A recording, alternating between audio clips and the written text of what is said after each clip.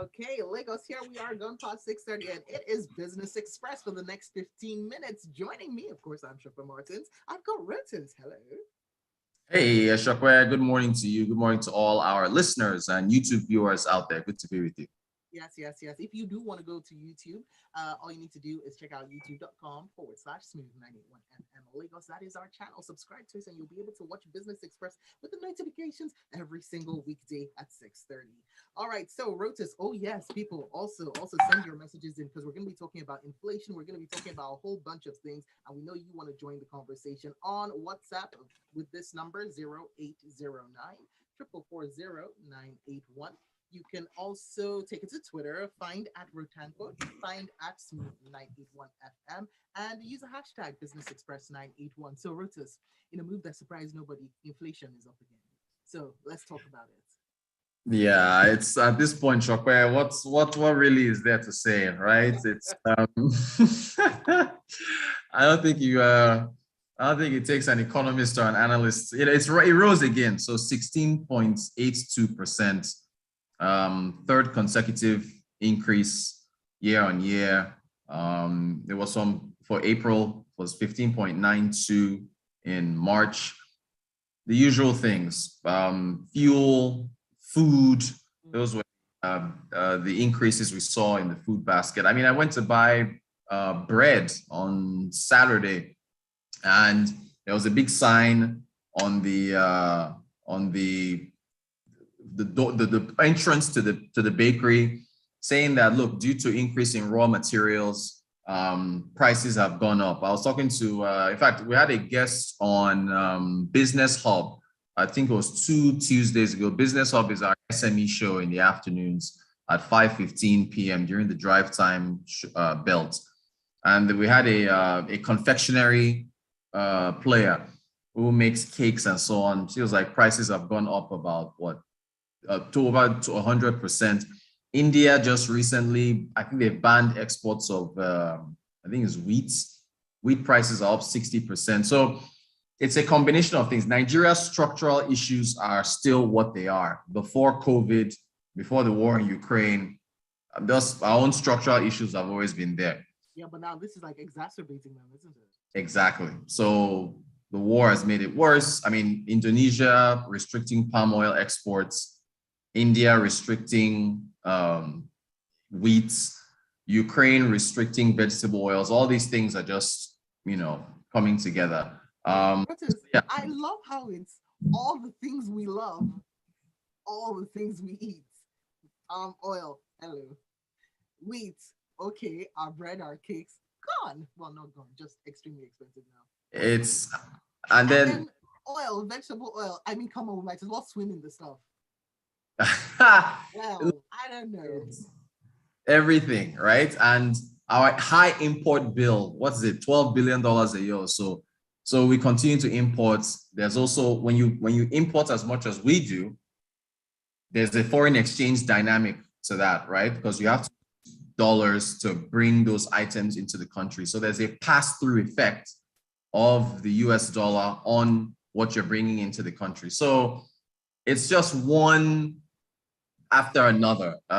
It's very interesting. Yesterday on the marketplace, because the numbers came out right before we had the marketplace, which is on Mondays at 5:15 p.m. on the drive time. Yinka was telling me he cuts his own hair, he polishes his own shoes. There were like a number of our listeners who were sending him messages. Because I was talking about the price of how, because inflation is so high, there's no more 50 naira Okada rides, or even bus rides, unless you're just going a big short distance that you might as well walk. Shoe polish, it's always cost 50 naira years ago. So that was like a base price to polish your shoes for men. And why did I say for men? For everyone. And that has now increased to where it's a minimum of not even 100, maybe 200, 150. So everything is just going up, and people are now having to make choices as far as spending choices to compensate for that. So it's just tough, and there is no end in sight. That's the toughest part. Putin has doubled down. This is like, comfortable off people's problems. Well, my dogs used to live a baby boy lifestyle. Not anymore. Not anymore. It's at It- home grooming, no chicken with your kibble, nothing like that. We're all cutting down. Yeah. yeah. Ugh. You remember when we talked about those eateries, the one that came out with an egg and Yeah, rice and egg, right? rice. Yeah. So shrinkflation is everywhere, and yeah, so that's all. So inflation continues to go up, double digits. Just everybody just has to adjust. Yeah. Well, I think that people are finding ways to adjust. Yeah, You know, they are. how far we can take it, I don't know.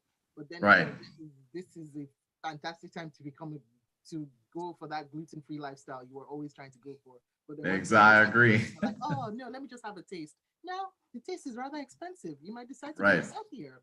So Exactly. Gilbert Musa from Vestec has sent a message on WhatsApp saying, during Obasanjo's regime in May 1976, Operation Feed the Nation was launched to meet food sufficiency in Nigeria and gradually reduce the importation of foods to Nigeria. The National Council was to oversee the project. Regional councils and committees were established in all states in Nigeria. What happened to that laudable scheme? Right.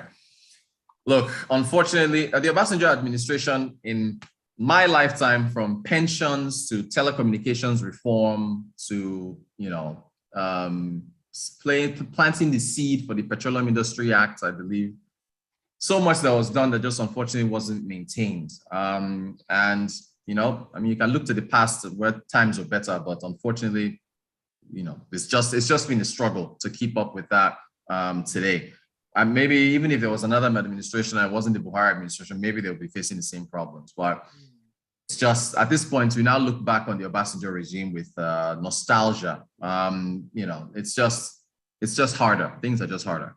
Versus, do you think there'll be a day when we look back on this regime with nostalgia?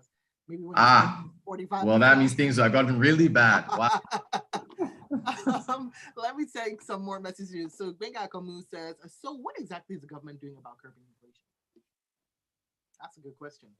They are trying, look, they've released, I know the CBN released grains, but that was before the war started, trying to release strategic amounts of grains.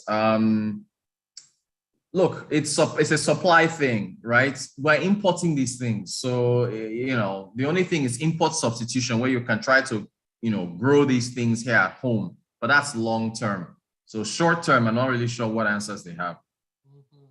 They opened up the borders. Sorry, they opened up the land borders recently. That was for, I think, the northern part of the country, to try to get more. So that they did do that. They've reopened more of the borders that were shut.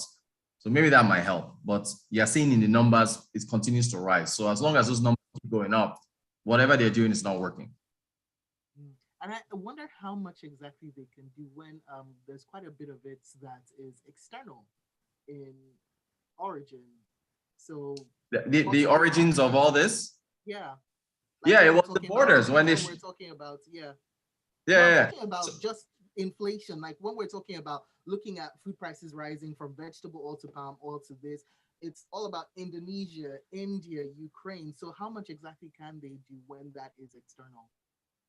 Okay, how much exactly can we? Sorry, I'm having trouble. How much can the federal government do about things about that to control what is essentially outside forces driving inflation? Oh no, yeah. So that's in economics, that's called an exogenous shock. That is a shock that's coming outside. That's out of your control. So the thing is, you have to make these substitutes. If you have to make do with substitutes and pivot to something else.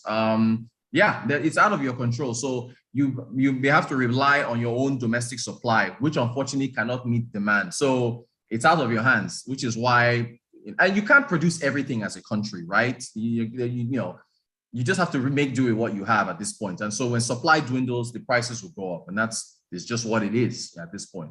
Cassava bread, I sing your So Benito sent this message in, and he says, so Saudi Aramco, the NNPC equivalent of Nigeria, became the most capitalized company with $2.43 trillion above Apple due to the global crude oil price rise. But with regards to Nigeria and NNPC, with our voodoo economy, we are losing money. There's no question. So it's on out there. Yeah, I know. It's the only reason why that happens because tech stocks, US tech stocks, have been receiving a hammering over the last few weeks. So Apple's market cap, which is you multiply the number of shares outstanding by the share price. Apple was number one. It's a tech stock, so it fell, which allows Saudi Aramco to go to number one. But it's unfair to compare Saudi Aramco and NNPC. That is just, it's just not right.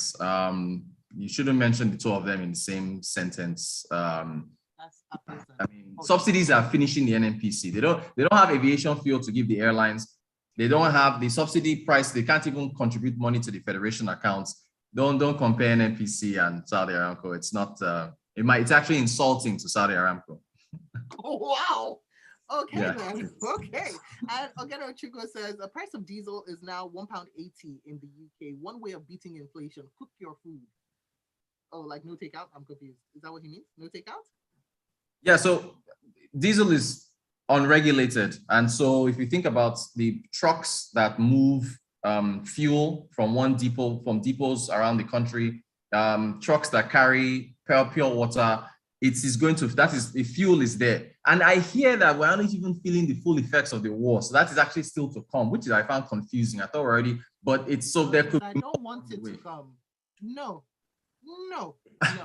Thank you, but no. All right, so let's talk about Jumia, because they're saying that they're not in talks with Xenox over the over acquisition. What's happening there?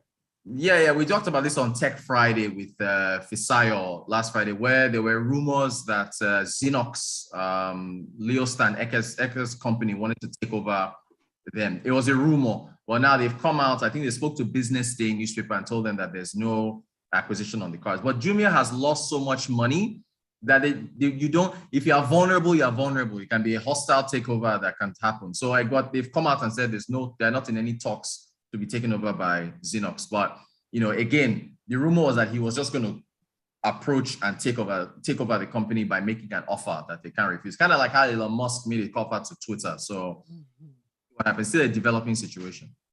Okay, and real quick, we've got about a minute left, but I really want to talk about this. Internet piracy, we know it's a major thing that affects, in fact, piracy as a whole is a major thing that affects Nollywood. But now, with streaming, internet piracy, let's talk about it. Yeah, real quick, it's on the rise. I mean, I think the AMVC has just happened yesterday or the day before. Blood Sister, other movies did pretty well. Streaming movie, Nollywood is inking deals. Netflix Nigeria is here, so they're inking deals with Nollywood, and there are a lot of prominent, movies coming. Amazon Prime is looking for a head of Nigeria operations. That's right. Something. Exactly, right? So if you leave Smooth FM, we'll know where you went. And so, so piracy is just the fact that all these companies, all of this is internet-based. Nigeria still has to face piracy. Piracy, it's been a big issue for years in this country, and it's something that we've got to attack. All right. Well, there you have it. We've actually just run out of time already. It flies by so quickly. I know. Something. But anyway, thank you so much, Rotus. And make sure you keep the conversation going with him up on Twitter. He is at Rotanco. Please, Rotus, spell it for us. Because when I say it, sometimes people are like, Chokwa, what?